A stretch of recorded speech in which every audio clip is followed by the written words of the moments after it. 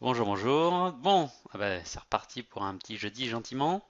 Alors, aujourd'hui, nous allons voir ce que c'est que réduire une expression. Réduire une expression. Grosso modo, vous avez, vous, vu, par exemple, vous avez voulu calculer BC, je sais pas, un périmètre par exemple, d'accord? Et vous avez eu quelque chose comme ça. X plus 3 plus X plus 4. D'accord? Eh bien, en fait, nous allons apprendre, quand on voit x plus x, d'accord, on va se dire que x plus x, quand vous faites 4 plus 4, vous pouvez écrire quoi à la place? Vous pouvez écrire 2 fois 4, d'accord? Et bien ici, x plus x, vous écrirez 2 fois x. Et le 3 et le 4, vous aurez le droit de les additionner.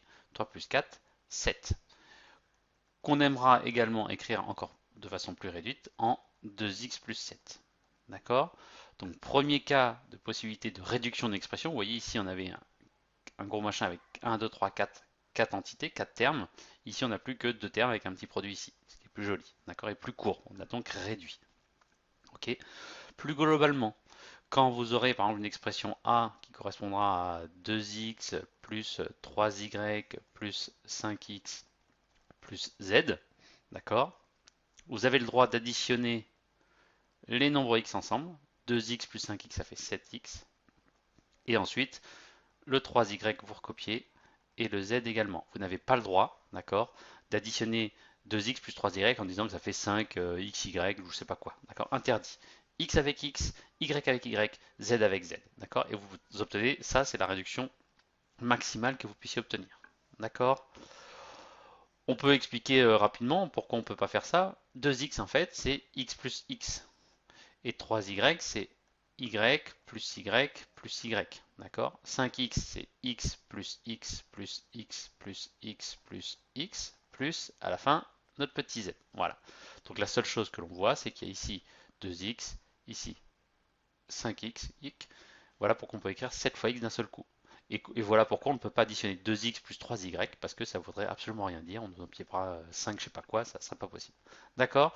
Donc on retient dans un premier temps je n'additionne que les x avec les x, les y avec les y et les z avec les z. Ok. Autre façon de réduire aussi, en disant les puissances. D'accord. Exemple, quand je vois x fois x, ben, j'écris pas tout ça, j'écris x puissance 3. Vous connaissez les puissances déjà. D'accord. De la même façon, si vous avez x fois x plus x, la seule chose qu'on puisse faire ici, c'est écrire x carré. Ici, x plus x, ça fait 2x. Mais là, je ne peux rien additionner. Je suis bloqué. D'accord. Conclusion. Oui, j'additionne les x avec les x, les y avec les y, les z avec les z. Mais je n'additionne pas les x carrés avec les x. Ça ne marche pas. D'accord. X carré avec x carré, x avec x, etc. D'accord. Dernière. Vous pouvez très, oh là, vous pouvez très bien avoir 0 fois x. D'accord. 0 fois x, 0 fois n'importe quel nombre, ça fait toujours 0. Donc vous pouvez écrire 0 directement. D'accord. J'attire votre attention sur le fait que x tout seul, c'est la même chose que 1x. C'est pas x, c'est pas du tout égal à 0x. Ok. Bon, donc on va écrire le cours avec tout ça. Et puis, vous avez des petits exercices de réduction fastoche. De toute façon, la réduction, vous avez déjà vu ça un petit peu en cinquième, hein. C'est juste une remise dans le bain. Allez, on y va. Donc, nous allons dans le cours écrire une partie grand 2 sur la réduction d'une expression. Réduction d'une expression littérale. Littérale, d'accord? Donc nous allons voir le cas où on a euh, utilisation des puissances. Utilisation des puissances. Et le deuxième cas, ce sera euh, rassembler des termes identiques entre guillemets. Quand je dis ça, c'est les x avec les x, etc. etc. D'accord. Donc je vous laisse copier la leçon. A tout de suite. Donc voici le premier cas, d'accord, l'utilisation des puissances. On se souvient que x fois x écrit plus simplement x au carré.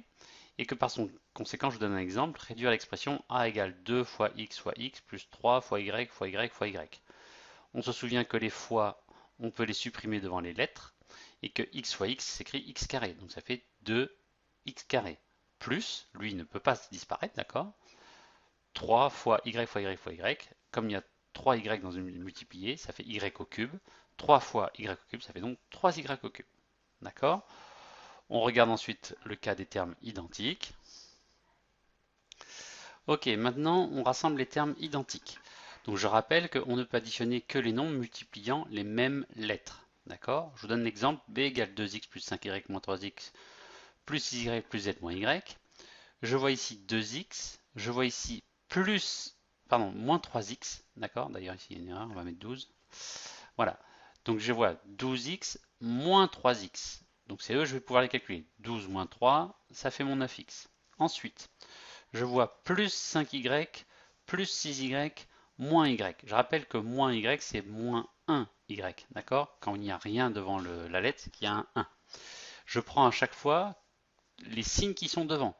Plus 5, plus 6, moins 1, ce qui me donne plus 10y, d'accord? Et enfin le plus z qui était tranquille, qui était tout seul, donc plus z.